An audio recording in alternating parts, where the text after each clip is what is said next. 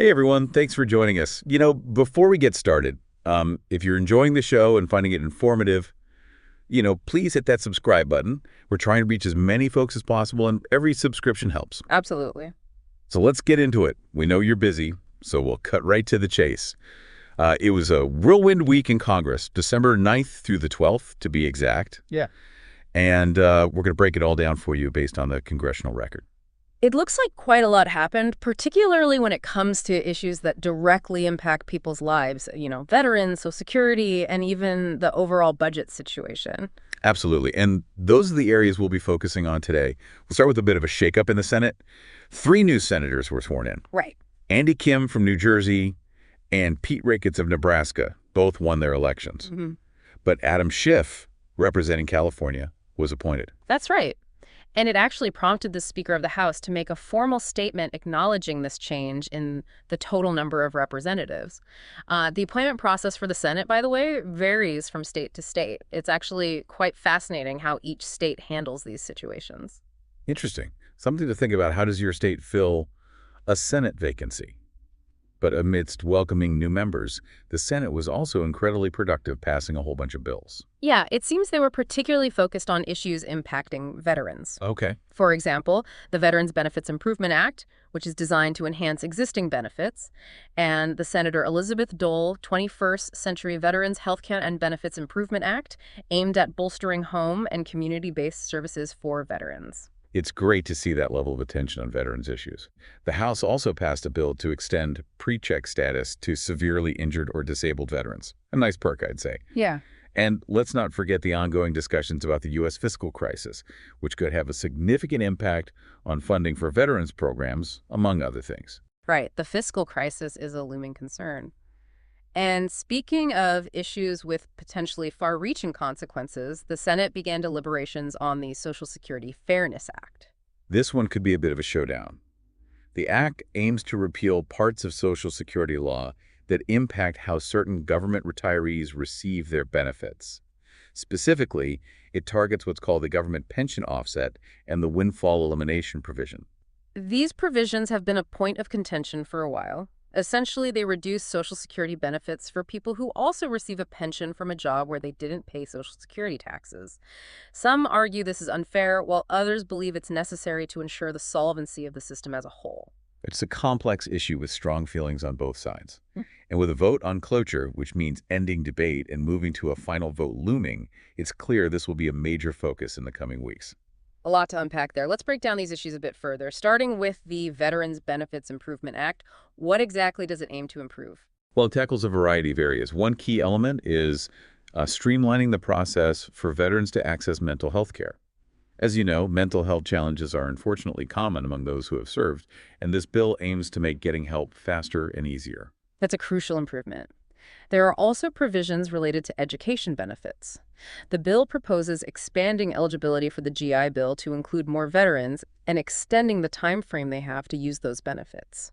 This is particularly important for those who might be transitioning out of service later in life or face delays in starting their education. That makes sense. And what about the Elizabeth Dole Act? That one seems to focus more on the needs of aging veterans. Precisely. It's addressing the growing need for home and community-based care. As veterans age, they may require assistance with daily living activities, and this act seeks to expand access to those services. The goal is to help veterans remain in their homes and communities as long as possible while receiving the support they need. It's a good reminder that veterans' needs evolve over time and require a comprehensive approach to support them at every stage of life. Indeed. And it also ties back to the larger conversation about the U.S. fiscal crisis. Providing quality care and services to veterans requires significant funding, and as the number of aging veterans increases, so will the demand for these programs. It's a reminder that these issues are all interconnected decisions about the budget, have a direct impact on veterans' well-being, as well as other crucial programs like Social Security. Absolutely. And speaking of Social Security, let's delve a bit deeper into that Fairness Act and those controversial provisions it seeks to repeal. Right, the government pension offset and windfall elimination provision. These primarily affect people who work jobs covered by a pension plan but didn't pay into Social Security. Often government employees like teachers or firefighters. When they retire, their Social Security benefits are reduced. The argument for these provisions is that they prevent individuals from receiving what's perceived as an unfair double dip into retirement benefits. After all, they didn't contribute to Social Security during those years of employment. However, those who support repealing these provisions argue that it's unfair to penalize these individuals for simply working in jobs that didn't require Social Security contributions. They point out that these folks often paid into their pension plans at a higher rate, essentially offsetting what they might have contributed to Social Security. It's a complex debate with valid points on both sides, and it highlights the challenges of balancing individual fairness with the overall sustainability of the Social Security system. It's definitely a topic worthy of careful consideration.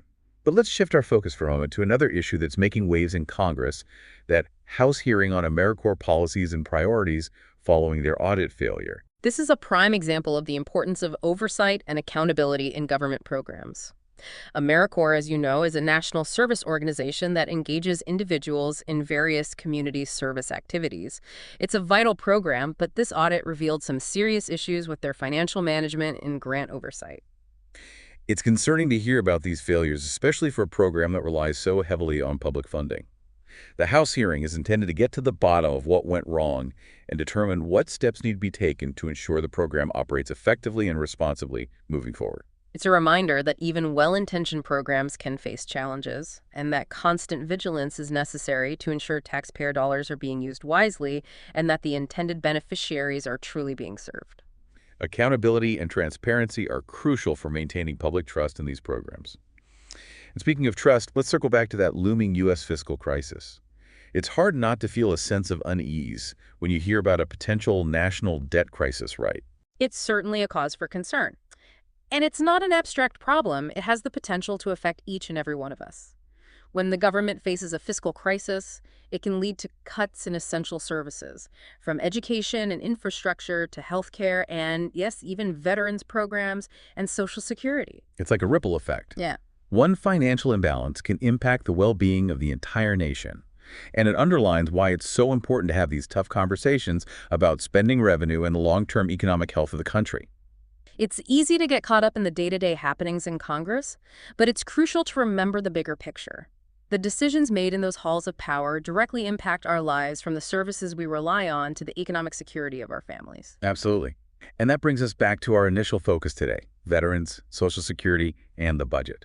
We've seen how these issues are interwoven, how actions taken or not taken by Congress can have a ripple effect across the country. And with the fiscal crisis hanging over everything, the stakes are even higher. It's a time for informed debate, careful consideration, and ultimately responsible decision-making. It's a lot to take in, I know. But you've done a fantastic job guiding us through this complex landscape. Before we wrap up, I want to ask you, from all that we've discussed today, what stands out to you as the most significant takeaway for our listeners? You know, what strikes me most is the interconnected nature of these issues. It's like a tapestry where each thread represents a different aspect of our society, and they're all woven together. When you pull on one thread, you inevitably affect the others. We've seen how decisions about the budget impact veterans programs, how debates over Social Security fairness intersect with concerns about the system's long-term solvency, and how the fiscal crisis looms over everything, creating a sense of urgency around these conversations. It's a powerful image, that tapestry analogy. It underscores that these aren't isolated issues. They're all part of a larger complex system. And it highlights the importance of taking a holistic view when approaching these challenges. Exactly. And that's where informed citizenry comes in. It's crucial for individuals to understand these connections, to engage in thoughtful discussions, and to hold their elected officials accountable for the decisions they make. It's about recognizing that we all have a role to play in shaping the future of our country, whether it's advocating for veterans, ensuring the sustainability of Social Security, or demanding responsible fiscal management. Our voices and actions matter. And that's what we hope to do here, to equip you with the knowledge and insights you need to be an active and informed participant in these crucial conversations. It's not about having all the answers, but about asking the right questions, considering different perspectives, and engaging in constructive dialogue. It's about being engaged citizens, not passive observers. And that brings us to one final point. Knowledge is power. The more we understand about these issues, the better equipped we are to advocate for ourselves, our families, and our communities. We encourage you to delve deeper into the topics that resonated with you today, to explore the resources available, and most importantly, to continue these conversations with your friends, family, and elected officials. Yeah, your voice matters. Your perspective matters.